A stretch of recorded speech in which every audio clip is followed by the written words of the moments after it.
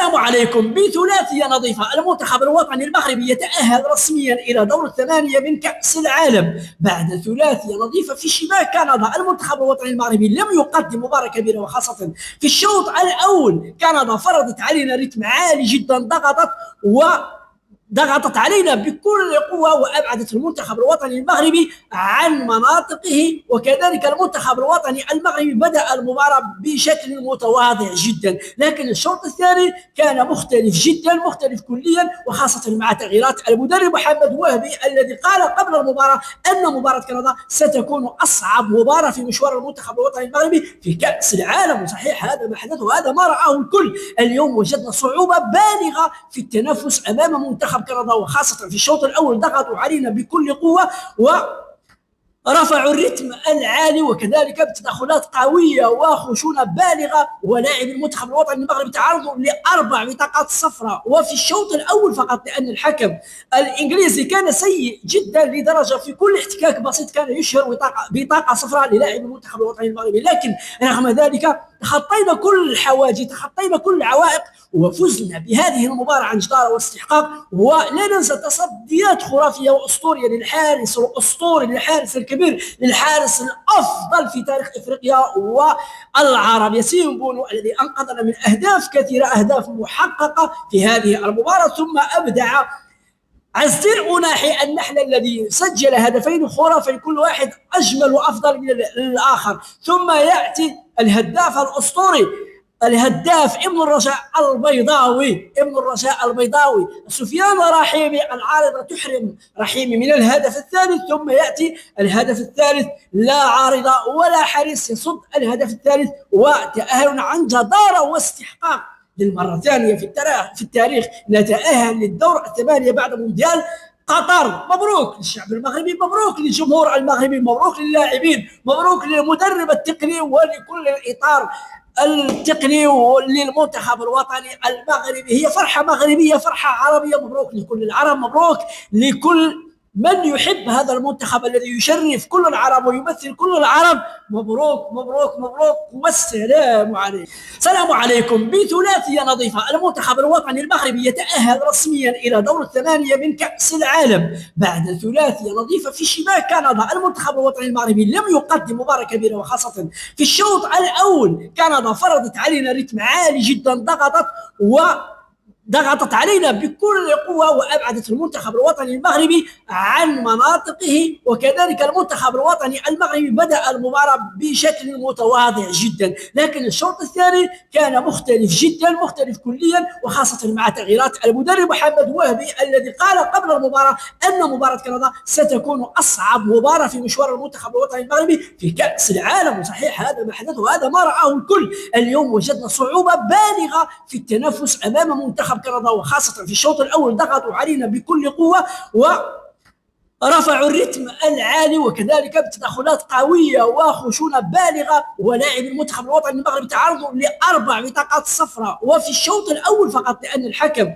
الإنجليزي كان سيء جدا لدرجة في كل احتكاك بسيط كان يشهر بطاقة صفراء للاعب المنتخب الوطني المغربي. لكن رغم ذلك تخطينا كل الحواجز، تخطينا كل العوائق، وفزنا بهذه المباراة عن جدارة واستحقاق. ولا ننسى تصديات خرافية وأسطورية للحارس الأسطوري، للحارس الكبير، للحارس الأفضل في تاريخ إفريقيا والعرب، ياسين بونو، الذي أنقذنا من أهداف كثيرة، أهداف محققة في هذه المباراة. ثم أبدع عز الدين أناحي النحل الذي سجل هدفين خرافي، كل واحد أجمل وأفضل من الآخر. ثم يأتي الهداف الأسطوري، الهداف ابن الرجاء البيضاوي سفيان رحيمي، العارضة تحرم رحيمي من الهدف الثالث. ثم يأتي الهدف الثالث، لا عارضة ولا حارس يصد الهدف الثالث، وتأهل عن جدارة واستحقاق. للمرة الثانية في التاريخ نتأهل للدور الثمانية بعد مونديال قطر. مبروك للشعب المغربي، مبروك للجمهور المغربي، مبروك للاعبين، مبروك للمدرب التقني ولكل الإطار التقني للمنتخب الوطني المغربي. هي فرحة مغربية، فرحة عربية. مبروك لكل العرب، مبروك لكل من يحب هذا المنتخب الذي يشرف كل العرب ويمثل كل العرب. مبروك مبروك مبروك، والسلام عليكم. سلام عليكم. بثلاثية نظيفة المنتخب الوطني المغربي يتأهل رسميا إلى دور الثمانية من كأس العالم بعد ثلاثية نظيفة في شباك كندا. المنتخب الوطني المغربي لم يقدم مباراة كبيرة، وخاصة في الشوط الأول كندا فرضت علينا رتم عالي جدا، ضغطت علينا بكل قوة وأبعدت المنتخب الوطني المغربي عن مناطقه، وكذلك المنتخب الوطني المغربي بدأ المباراة بشكل متواضع جدا، لكن الشوط الثاني كان مختلف جدا، مختلف كليا، وخاصة مع تغييرات المدرب محمد وهبي الذي قال قبل المباراة أن مباراة كندا ستكون أصعب مباراة في مشوار المنتخب الوطني المغربي في كأس العالم. وصحيح هذا ما حدث وهذا ما رآه الكل. اليوم وجدنا صعوبة بالغة في التنافس أمام منتخب كندا، وخاصة في الشوط الأول ضغطوا علينا بكل قوة ورفعوا الرتم العالي، وكذلك بتدخلات قوية وخشونة بالغة، ولاعب المنتخب الوطني المغربي تعرضوا ل4 بطاقات صفراء وفي الشوط الأول فقط، لأن الحكم الإنجليزي كان سيء جدا لدرجة في كل احتكاك بسيط كان يشهر بطاقة صفراء للاعب المنتخب الوطني المغربي. لكن رغم ذلك تخطينا كل الحواجز، تخطينا كل العوائق، وفزنا بهذه المباراة عن جدارة واستحقاق. ولا ننسى تصديات خرافية وأسطورية للحارس الأسطوري، للحارس الكبير، للحارس الأفضل في تاريخ إفريقيا والعرب، ياسين بونو، الذي أنقذنا من أهداف كثيرة، أهداف محققة في هذه المباراة. ثم أبدع عز الدين أناحي النحل الذي سجل هدفين خرافيين، كل واحد أجمل وأفضل من الآخر. ثم يأتي الهداف الأسطوري، الهداف ابن الرجاء البيضاوي سفيان رحيمي، العارضة تحرم رحيمي من الهدف الثالث. ثم يأتي الهدف الثالث، لا عارضة ولا حارس يصد الهدف الثالث، وتأهل عن جدارة واستحقاق.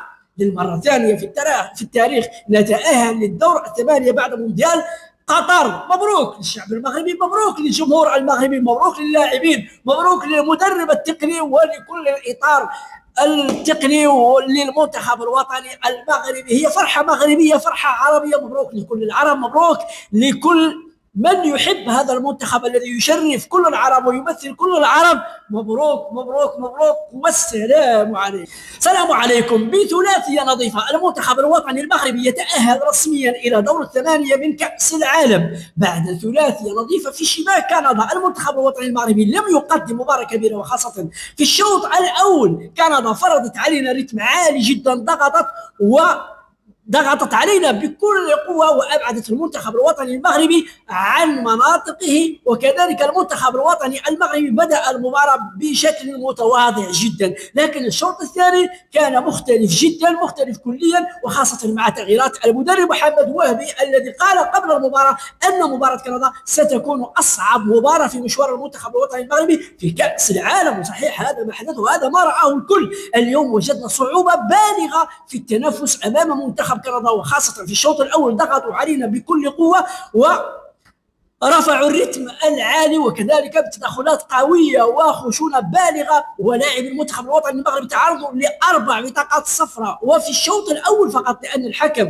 الإنجليزي كان سيء جدا لدرجة في كل احتكاك بسيط كان يشهر بطاقة صفراء للاعب المنتخب الوطني المغربي. لكن رغم ذلك تخطينا كل الحواجز، تخطينا كل العوائق، وفزنا بهذه المباراة عن جدارة واستحقاق. ولا ننسى تصديات خرافية وأسطورية للحارس الأسطوري، للحارس الكبير، للحارس الأفضل في تاريخ إفريقيا والعرب، ياسين بونو، الذي أنقذنا من أهداف كثيرة، أهداف محققة في هذه المباراة. ثم أبدع عز الدين أناحي النحل الذي سجل هدفين خرافيين، كل واحد أجمل وأفضل من الآخر. ثم يأتي الهداف الأسطوري، الهداف ابن الرجاء البيضاوي سفيان رحيمي، العارضة تحرم رحيمي من الهدف الثالث. ثم يأتي الهدف الثالث، لا عارضة ولا حارس يصد الهدف الثالث، وتأهل عن جدارة واستحقاق. للمرة الثانية في التاريخ نتأهل للدور الثمانية بعد مونديال قطر. مبروك للشعب المغربي، مبروك للجمهور المغربي، مبروك للاعبين، مبروك للمدرب التقني ولكل الإطار التقني للمنتخب الوطني المغربي. هي فرحة مغربية، فرحة عربية. مبروك لكل العرب، مبروك لكل من يحب هذا المنتخب الذي يشرف كل العرب ويمثل كل العرب. مبروك مبروك مبروك، والسلام عليكم.